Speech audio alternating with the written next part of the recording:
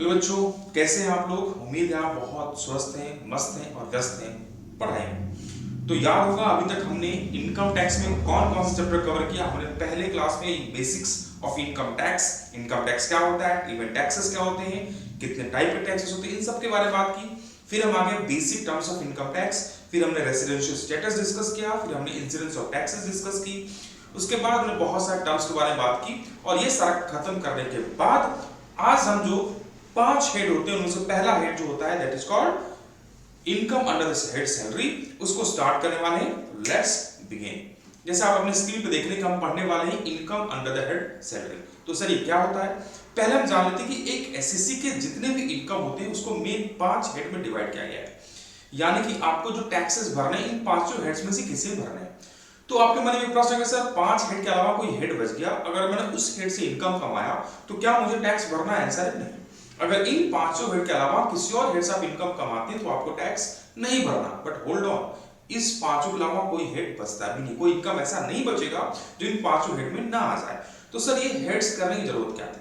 देखो हर हेड के अपने खुद के कुछ डिडक्शंस, कुछ एग्जम्पशंस हैं जो दूसरे हेड में एप्लीकेबल नहीं है।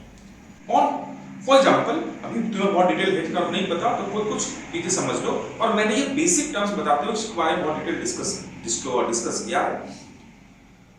अगर मान low income under the head house property है तो उसमें हमें फ्लैट 30% डिडक्शन मिलता है। लेकिन अगर आप बिजनेस कर रहे हो या सैलरी कर रहे हो तो ऐसा कोई डिडक्शन नहीं मिलता। दैट्स व्हाई इनकम को बेसिकली 5 हेड में डिवाइड किया गया है। अकॉर्डिंगली डिडक्शंस एग्जम्पशन हेडवाइज अवेलेबल है। तो ये जो 5 हेड है, पहले हेड का नाम है income under the head salary, दूसरे हेड का नाम है income under the head house property, तीसरे का नाम है profit and gain from business profession, चौथे हेड का नाम है कैपिटल गेन, लास्ट हेड का नाम है income from other sources. Okay, so एक बार और जानते हैं कि तुम्हें याद होगा हमने बेसिक क्लास में बात की थी कि income under the income tax act जो हम समझते हैं और जो तुम समझते हो, यानी कि एक जो कॉमन मैन समझता है और इनकम टैक्स एक्ट में जो दिया है बोथ आर डिफरेंट। से अगर तुम्हारे पास एक व्यक्ति आता है और बोलता है देखो मुझे मेरा इनकम टैक्स कैलकुलेट करना है, तुम मुझे कैलकुलेट करके दो। तुमने उसे पूछा क्योंकि बताओ तुम्हारी सैलरी कितनी है, वो बोला मेरी सैलरी 50,000 पर मंथ है, मेरा एम्प्लॉयर मुझे cash in hand 50,000 per month देता है। तो उस व्यक्ति के लिए जो ये बोल रहा है उसकी salary in annual income under the head salary कितना है, इट इज 6 लाख, 50,000 इंटू 2 है। लेकिन इनकम टैक्स वाला बोलता है ऐसा नहीं है, सैलरी मींस समथिंग डिफरेंट, है ना। जैसे फॉर एग्जांपल उसके एम्प्लॉयर ने उससे आने जाने का ट्रांसपोर्टेशन कॉस्ट दिया, जो एम्प्लॉई है वो उसे सैलरी नहीं मान रहा है बट इनकम टैक्स वाला उसे सैलरी मान रहा है। सो मेरे बोलने का मतलब ये है कि एक real income is totally different. Real income जो हम अर्न करते हैं और एक होता है टैक्सेबल इनकम, दोनों डिफरेंट बातें हैं। रियल इनकम किसको बोलते हैं? वो इनकम जो हम रियली अर्न करते हैं, जो एम्प्लॉयर ने हमें दिया कैश हमारे पॉकेट में, जिसे हम रियल इनकम समझते हैं। Taxable income is something different. Taxable income वो है जिस पे गवर्नमेंट टैक्स लगाता है, बोथ आर डिफरेंट। अगर रियल इनकम और टैक्सेबल इनकम सेम अमाउंट होते तो टैक्स निकालना हार्डली एक क्लास का काम है, लेकिन रियल इनकम को टैक्सेबल इनकम में कन्वर्ट करना ही 200 क्लास लगेगा। हम 200 क्लास लगने वाले हमें। तो रियल इनकम हमने क्या समझा, वो इनकम जो एक्चुअली एक पर्सन अर्न करता है। टैक्स इनकम जिस पे रियल में टैक्स लगता है। तो रियल इनकम हो सकता है कि टैक्सेबल इनकम से ज्यादा हो, पॉसिबल है कि रियल इनकम टैक्सेबल इनकम से कम हो, और पॉसिबल है कि दोनों बराबर हो। ठीक है, तो यहां पर तुम्हें रियल इनकम दिया होगा and we have to calculate taxable income under the head salary. Okay, तो ये तुम्हारे 5 हेड जो हमने डिस्कस किया, salary, HP and house property, तीसरा PGBP profit and gains of business profession, चौथा कैपिटल गेन एंड पांचवा अदर सोर्स। उसमें से सबसे पहला हेड होता है दैट इज कॉल्ड सैलरी, जो बेसिकली सेक्शन 15, 16 एंड 17 में डील करते हैं। यहां पर गलती से 1 लिखा हुआ है, दैट इज 15। ओके, इसमें हम बेसिकली 3 ही सेक्शन डिस्कस करने वाले हैं। 15 जो कि चार्जेबिलिटी सेक्शन है, सेक्शन 16 जिसमें डिडक्शंस दिया गया है, और सेक्शन 17 जिसमें मीनिंग ऑफ सैलरी है। Hold on, it does not mean कि 3 सेक्शन पढ़ोगे सैलरी खत्म। इसके अंदर छोटे-छोटे बहुत सारे रूल्स दिए गए हैं। तुमको शायद पता होगा कि एक्ट में जो बेसिक प्रोविजंस होते हैं वहां पर बेसिक बातें लिखी होती हैं, लेकिन जो कंप्यूटेशन पार्ट है ये रूल्स और रेगुलेशंस में होती हैं। तो बहुत छोटे जो रूल्स हैं अब आते हैं, अगर मैं तुमसे पूछूं एक लेमन से कि व्हाट इज सैलरी, तो बताओ सैलरी क्या है तुम्हारे हिसाब से। तो हमारा आंसर होता है सर, जो अगर हम कहीं काम करते हैं उसके बदले में हमें पैसा मिलता है, दैट इज सैलरी। तो एक बार थोड़ा जानते हैं सैलरी क्या है। अगर लेमन लैंग्वेज थोड़ा सा जाके देखोगे तो ये मान लो एक पर्सन है, ये दूसरा पर्सन है, इस पर्सन का नाम है श्याम और इस पर्सन का नाम है राम। जो श्याम है ना, वो राम को अपने राम के बदले में कुछ काम कर रहा है, ठीक है, यानी इसे क्या दे रहा है, ये इसे सर्विस दे रहा है। तो हम राम को बोल सकते हैं सर्विस रिसीवर और श्याम को बोल सकते हैं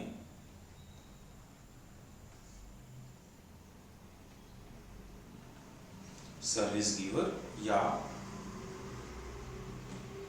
प्रोवाइडर। तो जो सर्विस रिसीवर है वो सर्विस प्रोवाइडर को बदले में कुछ सर्विस के बदले में वो कुछ कंसिडरेशन देता है।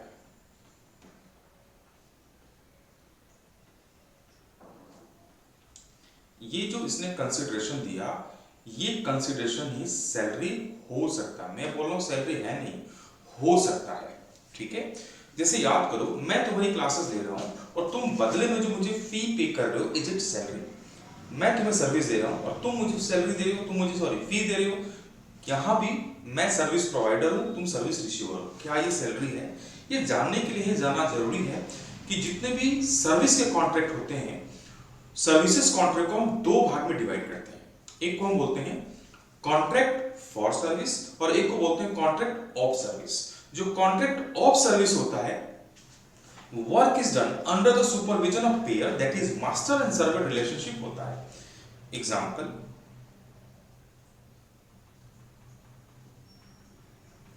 ये मिस्टर एक्स है,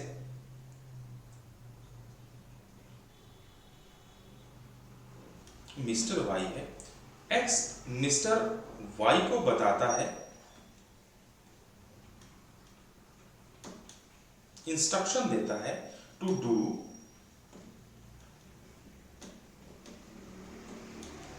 और जो एक्स है वो सर्विसेज किसको दे रहा है? वो सर्विस दे रहा है, तो ये सर्विस दे रहा है एक्स को, कौन? वाई। तो जो वाई है वो सर्विस प्रोवाइडर है, जो एक्स है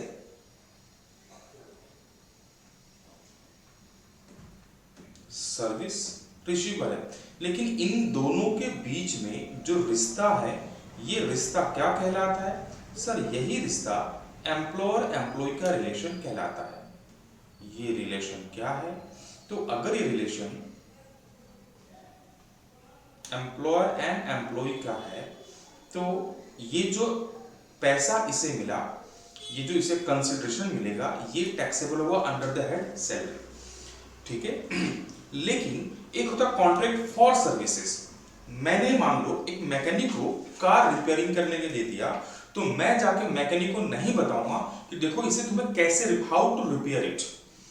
it is a duty, it is the sole thought of mechanic how to repair it. यानी कि मेरा एज ए सर्विस रिसीवर कोई control on services of mechanic नहीं है।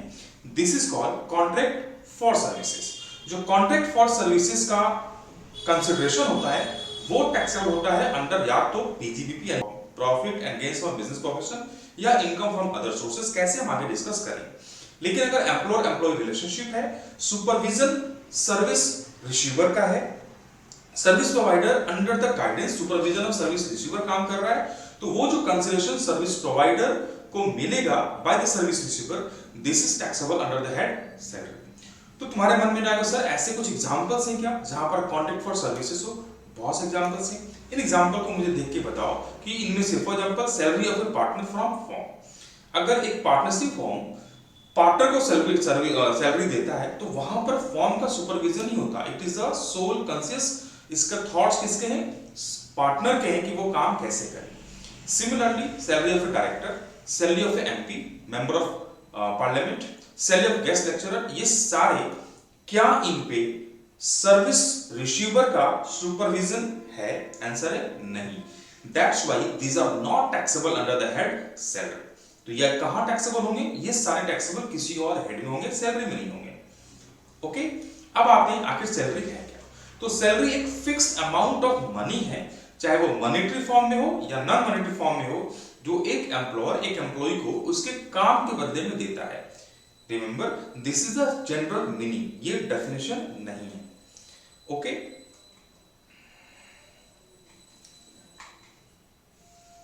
दूसरा अगर मैं तुम्हें से समझाने की कोशिश करूं तो मान लो सिंपल वर्ड्स में सैलरी क्या है, तो हम ये मानते हैं कि सैलरी सर जो पैसा एम्प्लॉयर के पास से एम्प्लॉयर ने एम्प्लॉय को दिया, तो ये हाफ करेक्ट है। तो सर फुली करेक्ट क्या है? मान लो ये है पॉकेट ऑफ एम्प्लॉय और ये है पॉकेट ऑफ एम्प्लॉयर के पॉकेट से निकल के एम्प्लॉय के पॉकेट में कुछ भी जाएगा फॉर वर्क, उसको हम बोलेंगे सैलरी। तो क्या जा सकता है? हो सकता है कि मनी हो सकता है कंसिडरेशन हो सकता है गिफ्ट हो सकता है बोनस हो। ये सारी की सारी चीजें सैलरी कहलाएंगे। तो इन शॉर्ट हमने क्या क्या समझा? Anything which move from employer pocket to employee pocket for the work perform by employee is called salary. It may be in cash, it may be in kind, it may be in concession, it may be gift, anything. हो सकता है ये employ को payment ना हो, employ के बदले में किसी को एम्प्लॉय पेमेंट कर दे, दैट इज ऑल्सो सैलरी। इसमें क्या क्या हमने डिस्कस किया? सेक्शन 15 चार्जिंग सेक्शन है, 16 दैट इज डिडक्शन एंड 17 में। अब आते हैं कि फीचर्स ऑफ सैलरी है, कब हम किसी चीज को सैलरी काउंट करेंगे। पहला है relationship of employer and employee, दूसरा no distinction with wage salary. अब इन सबको जितने तुम स्ट्रीम में देख रहे हो इनको हम एक एक करके पढ़ने वाले हैं। सबसे पहला है relationship between relation of employer and employee. अभी हमने डिस्कस किया कि ये एम्प्लॉयर है, इनके बीच में ये रिश्ता क्या कहलाता है? एम्प्लॉयर एम्प्लॉय रिलेशन कहलाएगा। अगर इनके बीच में employer and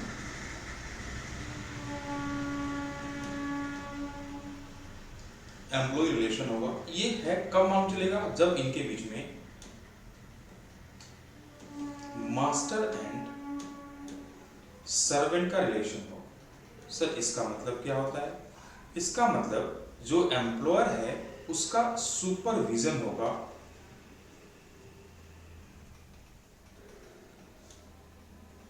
on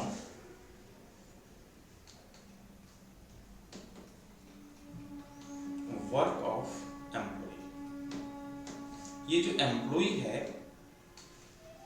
will work और perform under the supervision of employer, तभी जाके हम इसको then only taxable in head salary होगा। हमने अभी डिस्कस किया guest lecturer, salary by firm to a partner, salary of director. इन सब में मास्टर सर्वेंट का रिलेशन एम्प्लॉयर एम्प्लॉय रिलेशन नहीं होता, इसलिए वो इस हेड पे टैक्सेबल नहीं होते। सेकंड पॉइंट है no distinction between wages and salary. Wages और सैलरी, चाहे वो वेजेस हो या सैलरी हो, both are taxable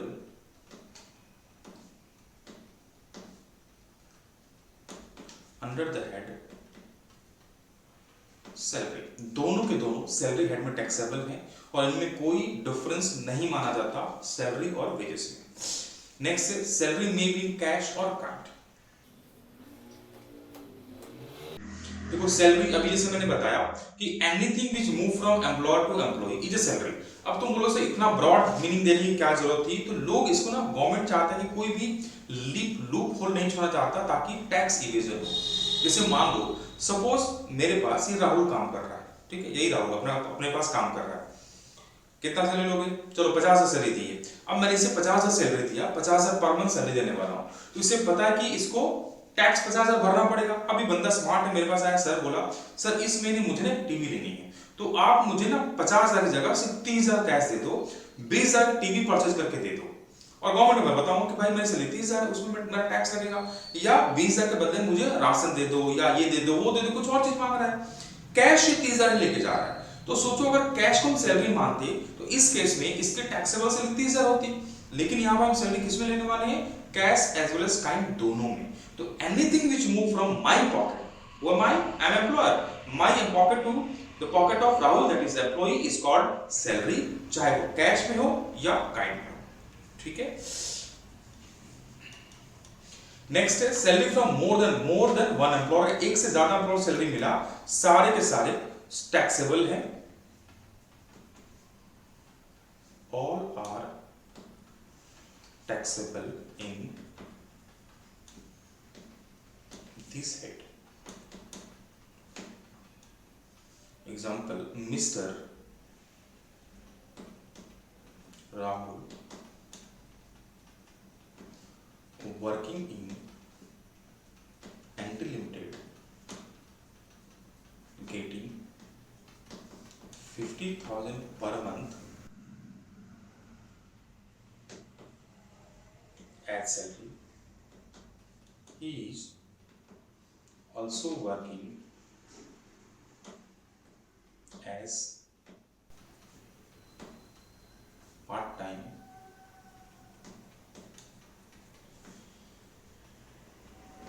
accountant in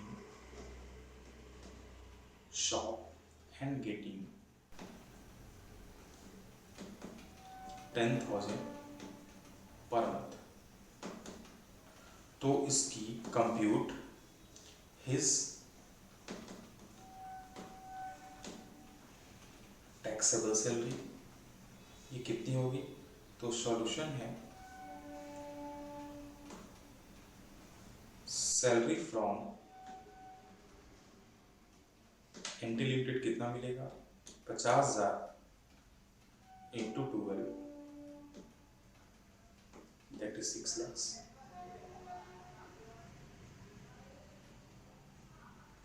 and salary from part-time job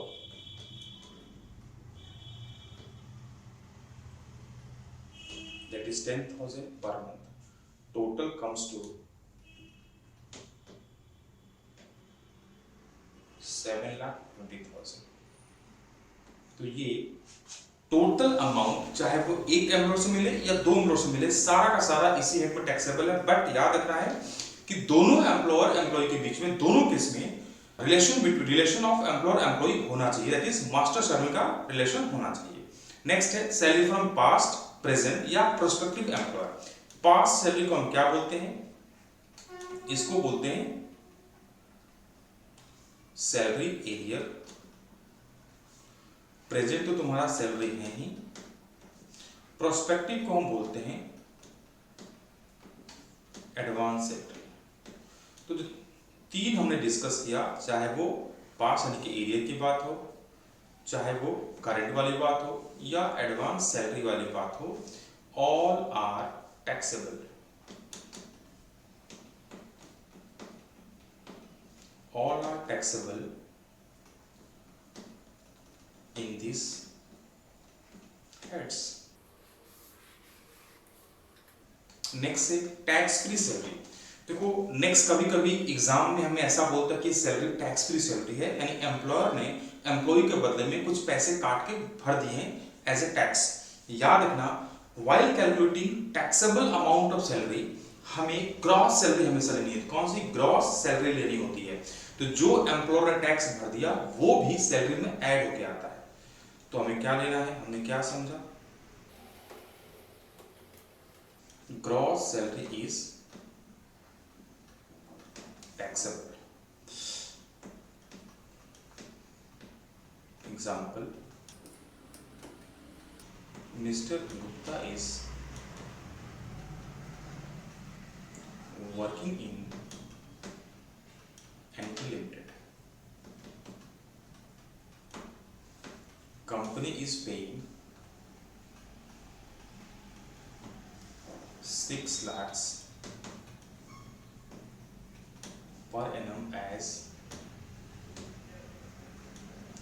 tax-free salary, and rupees 60,000 is paid as tax on behalf of Gupta to tax department. Compute his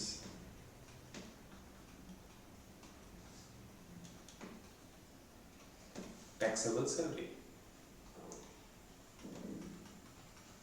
तो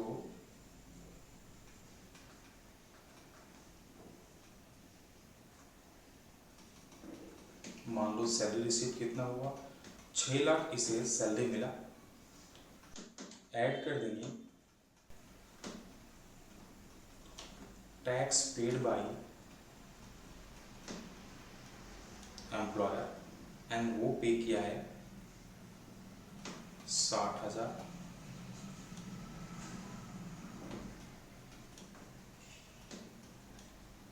तो taxable salary हो गया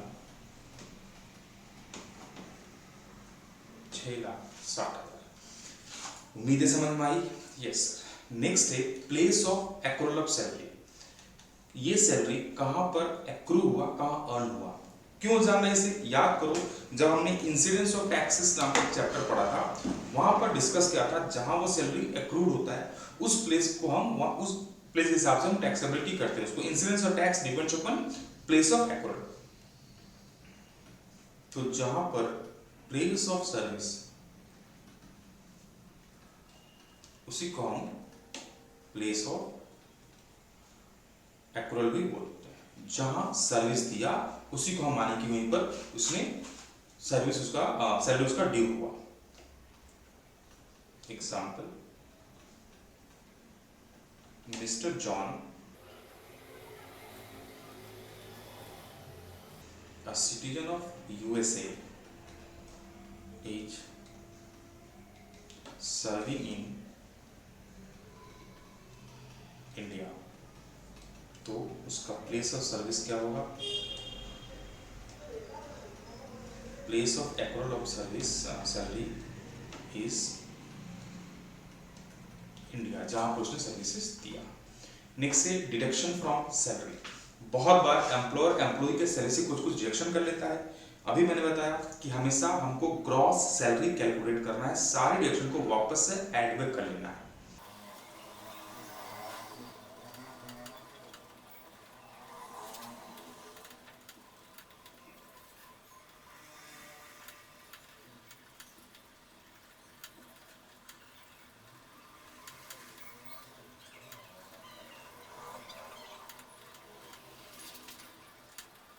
बोला है, मान लो मिस्टर यादव एक company में काम कर रहे हैं जिनको सैलरी मिलता है 45,000 कैश, जिसमें से एम्प्लॉयर ऑलरेडी डिडक्ट कर रहा है एक कंट्रीब्यूशन टू आरपीएफ 12,000, लोन उन्होंने लिया है जिसका इंस्टॉलमेंट 20,000 कटता है और बाकी किसी नाम का करता है 7,000। तो कंप्यूट टैक्सेबल सैलरी। पहला होगा नेट सैलरी रिसीट, कितना मिला? 45,000। इसमें ऐड करने वाले हैं हम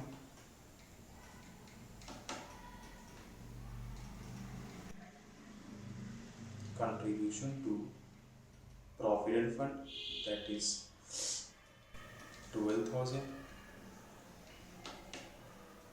लोन का installment that is 20,000.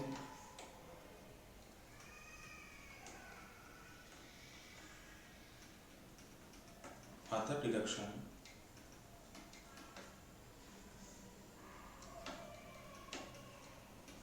or total taxable salary per month, it comes to 45, 65, 65 और 12, 17, 77 और 7, 84,000 पर मंथ। तो हमने क्या सीखा, जो भी डिडक्शंस मिला होगा एम्प्लॉयर ने एम्प्लॉय के सैलरी से किया होगा, याद रखना एम्प्लॉय ने अपने सैलरी से काट कुछ पैसा भर दिया, that is not added. Employer ने अगर कोई भी सैलरी का अमाउंट कोई भी अमाउंट सैलरी से काटा है उसे हम वापस ऐड बैक करना है। तो these are the basic of salary. उम्मीद है समझ में आया। मिलते हैं नेक्स्ट वीडियो में जहां पर हम बात करेंगे चार्जेबिलिटी के बारे में। Till then take care, bye bye.